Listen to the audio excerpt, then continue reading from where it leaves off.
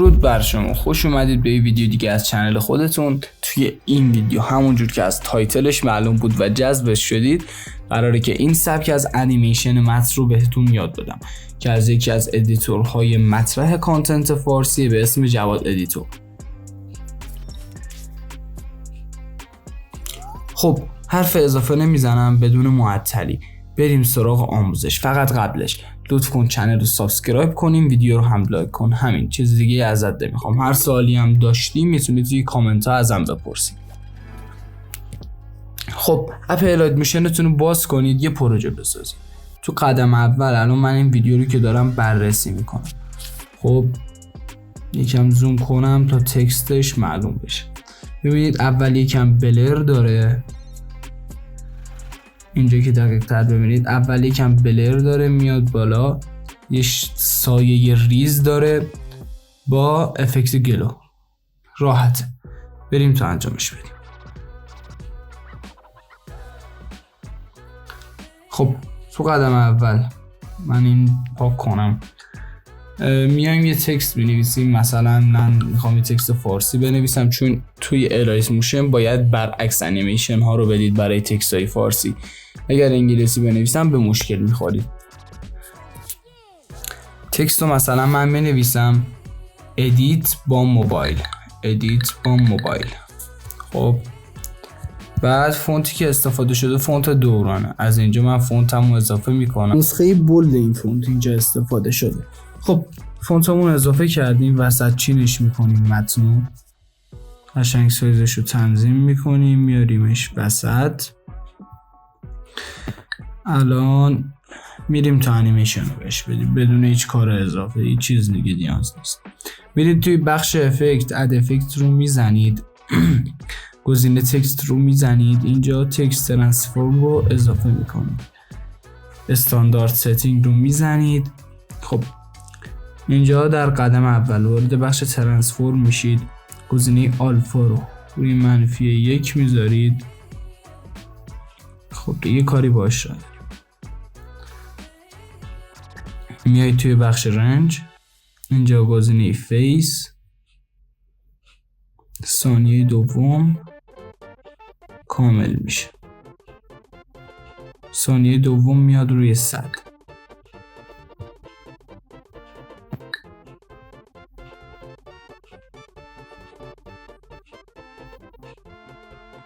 خب یعنی تا همین 2 ثانیه تنظیمش میکنم. ببینید تا الان که تنظیمش کردید این انیمیشن رو دارید. در قدم اول باید انیمیشن شما کلمه باشه. میایید توی تنظیمات تکست ترانسفورم، مقادیر ترانسفورم رو انتخاب میکنید. توی بخش اول که نوشته لیتر به معنای همون حروف، یعنی تکی و حروف میاد. گزینه اولش حتی فاصله ها رو هم حساب میکنه. گزینه دوم فقط حروف ها تکی میاد. گزینه سوم ورد به معنای کلمه میاد و گزینه چهارم به معنای خطی، لاین، خطی میاد اگر چند خط داشته باشید. خب ما گزینه ورد رو انتخاب میکنیم، میخوایم به صورت کلمه به کلمه بیاد. ببینید الان یه باگی که الایت موشن داره دقیقا همینه. ببینید مثلا اد رو یک کلمه حساب میکنه، یه و ت رو یک کلمه. باید مثلا موبایل رو 2 بخش میاد میکنه. خیلی راهکار خاصی برای این فعلا وجودم نداره که من نمیشه کاریش کرد. حالا میگم بهتون چی کار میتونید کنید تا جایگزین بشه و این عیب رفع بشه. کاری فعلا باش نداریم. بیایید توی گزینه ویژوال، نه گزینه بعدیش ایس این رو بذارید روی 100%، ایس اوت رو بذارید روی -30%. خب الان خوبه. خب این تا اینجاش. اوورلپ رو روی 500 تنظیم کنید. شاید آخر ویدیو بعد از اینکه تنظیمش کردیم نیاز بود این اوورلپ رو بیشتر حتی کنید. خب برمیگردیم توی بخش ترانسفورم. اینجا چه لایر باشه چه کامپوننت فرق نمیکنه. خب توی گزینه X همونجور که میبینید میتونید فاصله ها رو مشخص کنید که آقا با این فاصله انیمیشن رو بیاد بچسبه. توی گزینه Y میتونید ارتفاعش رو مشخص کنید، از بالا بیاد یا از پایین بیاد. حالا همونجور که ما تو انیمیشن میبینیم اینا از پایین دارن میان. خب کاری با اینا دیگه نداریم. یه حالت چسبیده هم به هم دارن. ببینید الان برای ما اینجوری شد. اینو میذاریم روی 700، اینجوری کلمات با همدیگه نزدیکتر میان. این رو هم میاریم یکم پایین تر، اینجوری بهتره. آره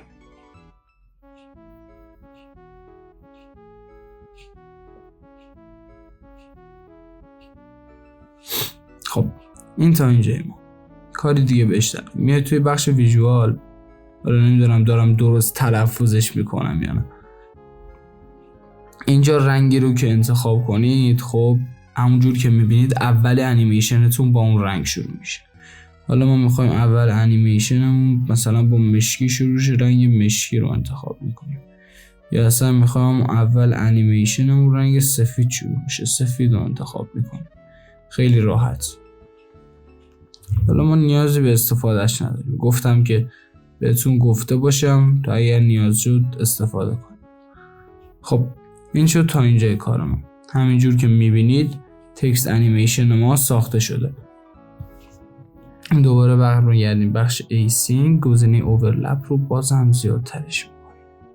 مثلا الان من آوردم تا 1000، حتی بازم نیاز زیادتر بشه تا اونجا که ببینید این بخش بچسبه به هم. آره الان خوب شد. ببین چقدر تر و تمیز. حالا میخوایم یه کاریش کنیم که مثل این ویدیو بشینه، چون ما یه مشکل داریم که اون کلماتمون نمیتونه سر هم بیاد. یه باگی از الایت میشه برای زبان فارسی. اینو جای ورد می تنظیم میکنید روی لیتر، یعنی حروف به حروف. ببین چقدر تمیز میاد. حالا یکم بهتر میخوایم بشه، بیایید بخش ایسینگ اینو ببرید بالاتر. برای لیتر همیشه اینو ببرید بالاتر، به همین راحتی. ببین چقدر تر و تمیز افتاد. حالا اینو هم میتونید روی 100 بذارید، گزینه وای رو تا یکم ارتفاع بیشتری بگیره، ولی به نظر من همون حالت قبل 60 خوب. برای یه سری تنظیمات دیگه هم میتونید روش اعمال کنید. چیزی که پیشنهاد من همینه. ببین تر و تمیز میاد. میتونی اینجا گزینه ویژوال مشکی رو انتخاب کنی تا بهتر بشه یکم. خب چیزای بعدی که داشت، ببینید الان روی ویدیو اصلی، الان ما متنمون رو میندازیم روی ویدیو اصلی، کاری به متن خودش نداریم. این متن ماست. خب میاریم پایین پیراهن تا تقریبا نزدیک بشه به اون متنی که خودشون گذاشتن. توی قدم اول اد افکت رو میزنید. پوزش میخوام دوستان برگردید. توی قدم اول تنظیمات متنتون واردش میشید توی گزینه بوردر شادو. میاید توی گزینه آخرش که میشه شادو، اینو فعال میکنید، میذارید روی مثلا 20. بعد این با این گزینه آخر پوزیشنش حالتش رو تنظیم میکنید اون جایی که میخواید باشه. من نسبت به اون چیزی که اونجا دیدم تنظیم میکنم. ببینید داره این سایزش خوبه اینجا. حالا با گزینه 10 تقریبا نزدیک شد به متن اصلی، اما هنوز هم میشه گفت نرسید. بازم اینجا میتونید با این افکت ها بهترش کنید. حالا من پیشنهاد خود من همون گزینه آخره، همون شادویی که آخره داره، همین قدر کافیه. این شادو رو دادید، میریم توی بخش اد افکت، گزینه لانگ شادو رو میزنید، ایکس لانگ شادو، اینو اضافه میکنید. ببینید شادو ریز میده بهش. میاد رنگش رو انتخاب میکنید از بخش گرادینت ستینگ. مثلا میتونید 2 تا رنگ بذارید، من همون یه رنگ مشکی رو انتخاب میکنم. یا شادوتون رو هم میتونید اینجوری 0 اینجاها رو بذارید و اینجا درصدش رو میارید پایین تا بخوره به ویدیو. آره این هم میشه شادوش به همین تر و تمیزی. حالا یه چیز دیگه یادمون رفت، اولش بلر شده میاد این متن ما. اد افکت رو میزنید، گزینه بلر رو انتخاب میکنید، گوئسچن بلر. اینجا یه کیفریم اول میدید، دست به مقادیرش نمیزنید. بعد از 1 ثانیه که متنتون کامل تقریبا دیگه کامل شده، برای من اینجاست، تکون نخور. خب اینجا صفرش میکنید به همین راحتی. ببین اینجا، ببین گلو شده میاد و میره، خیلی تر و تمیز. یه چیز دیگه میمونه، یه اون حالت نوره رو که داره. توی بخش ادگ اینجا گزینه های دیپ گلو رو داره، دیپ گلو بعدی رو داره، گلو افکت های گلو رو داره. حالا من از این 2 تا استفاده میکنم، هر جور خودتون میدونید. اینو هم توی آپدیت جدید داده بیرون، میتونید ازش استفاده کنید، ولی این بیشتر به نظر من بهش میاد. گزینه اولش رو یکم زیاد میکنید، گزینه دومو کم میکنید، هم معنای اوپاسیتیش رو میده. به همین راحتی. ببینید الان چه تکستی شد، به همین راحتی. یه تکست انیمیشن تر و تمیز روی صفحه مشکی اینجوره، اما زمانی که بیفته روی ویدیو میشه اینجور چیزی. یه تکست انیمیشن تر و تمیز که میتونید توی ادیت هاتون استفاده کنید. این بخش کم طول کشید، بریم سراغ بخش بعد. من چشم بخش قبل رو خاموش کردم تا بیام این بخش رو ادیت کنم. خب لایه باز این پروژه هم توی چنل تلگرامم میذارم و میتونید استفاده کنید. سعی کردم با الایت موشن و افکت های اصلیش هم کار کنم تا شما بتونید کارتون رو انجام بدید و دقیق در بیاد. نمیدونم چرا انقدر توی تلفظ دقیق مشکل دارم. نداره، میریم سراغ آموزش، کاری بهش نداریم. انیمیشن بعدی که هست اینه. ببینید سکانس های زیاد و جزئیات زیاد. اینو هم اکثر جا میشه به عنوان مثلا مثال ها استفاده کرد. مثلا داره چند تا نکته میگه، شما یه عدد میذارید کنارشون و هم به صورت پاپ آپ یه حالت ساس انیمیشنی میندازید فنری، بعد یکو میندازید میزنه سکانس های انیمیشن، اینجور چیزی. خب حرف اضافه نمیزنم، بریم سراغش. این توی قدم اول اینجوری داره میاد. میخوام حتی یه لول بالاترش رو بهتون یاد بدم که همون حالت فنری رو یاد بگیرید. همین اول تو قدم اول یه دونه شیپ اضافه میکنید. بایستید رنگ خودش رو من استفاده کنم. رنگش اینه، یکم هنوز باید آبی تر باشه، با دیپ گلو درست میشه. خب این شد شیپ ما. بخش رادیوسشو میکشید تا آخر تا اون حالت گرد رو بگیره.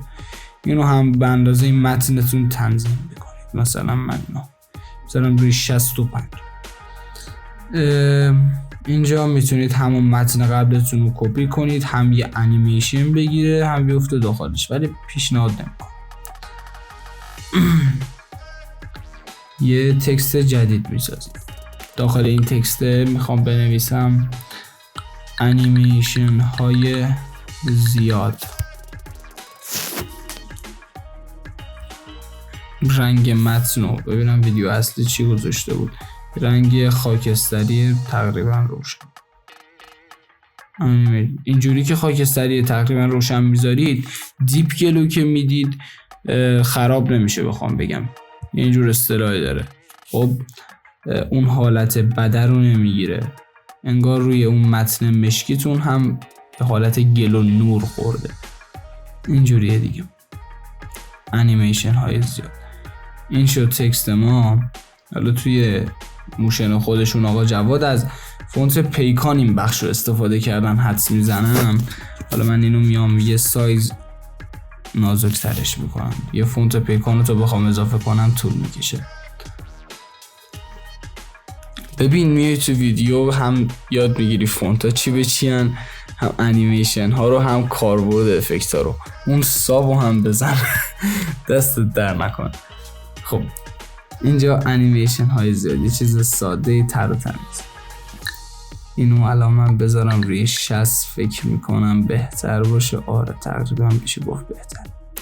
جای متنتون رو تنظیم کنید. الان دیگه کاری با متنش و اینا نداریم، میخوایم روی همون ثانیه انیمیشن بیاد. اینا رو یه گروپ میکنیم، از همینجا اصلا انجامش بدیم نمیخواد. اون لایه شیپتون رو یه دوپلیکیت بگیرید، اینجوری بکشیدش بالا، روش بزنید توی بخش بلندینگ. اینجا روی حالت مسک میزنید، گزینه مسک رو انتخاب میکنید. ببین چه قابلیتی ها.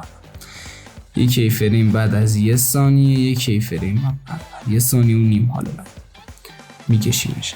کیفریم اول رو همین گزینه رو میایم 0 میکنیم، گزینه ایکسش رو اینجوری حالا باز میشه. حالا یه باز شدن ساده است دیگه، چی میگی برا خودت؟ میای اینجا بین کیفریم ها رو این گرفه میزنی، خیلی سر و تمیز. یه اینجور گرفی رو بهش میدی، خوشگل میاد. حالا ببین شد این. هنوزم میتونه بهتر باشه. پیشنهاد من اینه که این گرف رو بهش بدید. این گرف رو که بدید ببینید تند میاد، نرم تموم میشه. حالا به همین راحتی اینجا اولش هم اوپاسیتیش رو 0 میذارید. نه اوپاسیتی اینو 0 نذارید، اوپاسیتی اینو 0 بذارید. 0 بذارید بیاد 100. ببینید به همین راحتی چقدر قشنگ باز میشه. به همین تر و تمیزی. حالا اوپاسیتیش رو هم باز میتونید درست کنید. این شد انیمیشنش تا اینجا. میخوام حالت فنریش رو بهتون یاد بدم. خب خیلی کار خاصی رو نداره. این الان انیمیشنش شد تا اینجا، هیچ کار خاصی رو نداشت. توی 17 دقیقه تا اینجا پیش اومد. حالت فنریش چجوریه؟ میاد توی گرافا بخش دوم، گزینه دوم. ببین جادوی کاره. توی افتر افکت باید اسکریپت بدی بتونی اینو فنری کنی. بیشوخی میگم. توی الایت موشن خیلی راحت تر از اپ های سیستم این حالت فنری رو درست کردم، مگر اینکه دیگه اسکریپت آماده داشته باشی که اکثرا هم استفاده میکنم. ولی اینجا می گرف انتخاب میکنی، تنظیمش میکنی، خیلی تر و تمیز. ببین به همین راحتی. الان معلوم نیست که چقدر داره بزرگ و اینو میشه. یکم کیفریمش رو میکشم اونورتر، بیارم بالاتر. ببینید حالا داره لگ میخوره. بازی شد با ما. اب نداره لگ بخوره، لگت برا خودت. این میشه انیمیشن ها. ببینید یه حالت فنری به خودش میگیره. حالا بازم تنظیماتش بر برید دیگه. من حالا میگم یادتون میدم، اما تو با تنظیماتش بر نرید متوجه نمیشه چی کار میکنم. این هم شد حالت فنری. به همین راحتی میشه این. ببینید این حالت فنری الان ایجاد شد، خیلی تر و تمیز. حالا دیگه میتونید استفاده کنید، میتونید نکنید، هر جور صلاح میدید. میخوام اون حالت فنری رو از اون حالت فنری لحظه من درش بیارم. خب برگشتیم حالت اول. میخوایم یه چیز خفن بهتون یاد بدم. میاد اینجا یه کیفریم هم تو بخش پوزیشن بهش میدید. کیفریم اول رو میبرید پایین‌تر و کیفریم دوم اینجوری میاد بالا. ببینید اینجور حالتی میاد، اما ما اینو نمیخوایم. بیاید کیفریم دوم هم متن رو بهش متصل کنید از این گزینه، هم شیپ رو بهش وصل میکنید. اینجوری با این گزینه میتونید وصل کنید. خب ببینید الان اینجور حالتی داره میاد بالا. میاید گرف همینو کپی میکنید با این 3 نقطه. کپی کیو بود، نمیدونم، کپی کرو. به این میگن کرو، من یادم داد. به این میگم، اومدم میگم گرف. حالا یه اصطلاح کرو داره، خیلی مهم نیست، توجه نمیکنم به اینا. بیایید همونجا پیست کرو رو بزنید. به همین راحتی. ببینید اوف چقدر تر و تمیز. به همین راحتی این انیمیشن اینجوری میاد. انگار مثلا با سیستم بخوام بگم زدی 20 دقیقه زمانتون رو گرفتم، چیزایی رو بهتون یاد دادم که کاربردی بود. لطف کنید چنل رو ساب کنید، ویدیوهای بعدی حرفه‌ای‌تر و بهتر 100%. سپاس که تا اینجا بودید. تا یه ویدیو دیگه بدرود.